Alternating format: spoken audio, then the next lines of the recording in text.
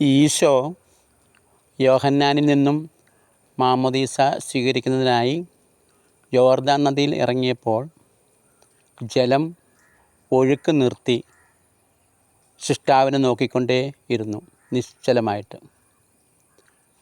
മത്സ്യ കുഞ്ഞുങ്ങളെല്ലാം ഈശോയ്ക്ക് ചുറ്റും ഓടിക്കൂടി തങ്ങളുടെ സൃഷ്ടികർത്താവിനെ കുമ്പിട്ട് ആരാധിച്ചു. തവളക്കുഞ്ഞുങ്ങളും മീൻ കുഞ്ഞുങ്ങളുമെല്ലാം കർത്താവിൻ്റെ പാദത്തിലൊന്ന് തൊടുവാനായിട്ട് മത്സരം തുടങ്ങി. അപ്പോഴാണ് ഒരു മീൻ കുഞ്ഞ് അവൻ ചുറ്റുപാടും അലക്ഷ്യമായിട്ട് നോക്കാൻ തുടങ്ങി. ബാക്കി എല്ലാ കുഞ്ഞുങ്ങളും കണ്ണിമ വെട്ടാതെ ഈശോയുടെ മുഖത്തേക്ക് തന്നെ നോക്കിക്കൊണ്ടേയിരുന്നു. മക്കളെ, നിങ്ങൾ പ്രാർത്ഥിക്കുമ്പോൾ അലക്ഷ്യമായിട്ട് അവിടെ ഇവിടെ നോക്കിയിരിക്കരുത്. അങ്ങനെ ഇരുന്നാൽ പ്രലോഭനങ്ങൾ നിങ്ങളെ കീഴ്പ്പെടുത്തും എന്നുള്ള അമ്മയുടെ വാക്കൊന്നും ആ മീൻ കുഞ്ഞ് മാത്രം ചെവിക്കൊണ്ടില്ല.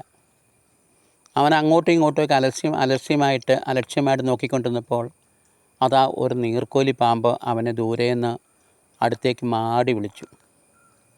നീർക്കോലി പാമ്പിൻ്റെ വികൃതികളെല്ലാം കണ്ടപ്പോൾ ചിരിയടക്കാൻ വയ്യാതെ അവൻ പതിയെ നീർക്കോലി പാമ്പിൻ്റെ അടുത്തേക്ക് നീന്തി ചെന്നു. ഉടൻ തന്നെ നീർക്കോലി പാമ്പ് അവനെ വിഴുങ്ങുകയും ചെയ്തു. ഇതൊന്നും അറിയാതെ എല്ലാ മത്സ്യക്കുഞ്ഞുങ്ങളും ഈശോയുടെ മുഖത്തേക്ക് നോക്കി ഈശോയെ സ്തുതിക്കുകയും ആരാധിക്കുകയും ചെയ്തുകൊണ്ടേയിരുന്നു. അപ്പോഴാണ് പരിശുദ്ധാത്മാവിന് പ്രാവിൻ്റെ രൂപത്തിൽ ആകാശത്തൂടെ വട്ടമിട്ട് പറക്കുന്ന കണ്ടപ്പോൾ മറ്റ് പക്ഷികളെല്ലാം പ്രാവിന് ചുറ്റും പറക്കാൻ തുടങ്ങി. അപ്പോൾ ആകാശത്തു നിന്നും ഒരു ശബ്ദം കേട്ടു, ഇവനെൻ്റെ പ്രിയപുത്രൻ, ഇവനിൽ ഞാൻ സംപ്രീതനായിരിക്കുന്നു. അത് കേട്ട യോർദാൻ നദി അഭിഷേകം കൊണ്ട് പുളകിതയായി. ഈശോ യോർദാൻ നദിയിൽ നിന്നും കരയ്ക്ക് കയറിയപ്പോൾ പുഴ അതിവേഗം താഴേക്കൊഴുകി.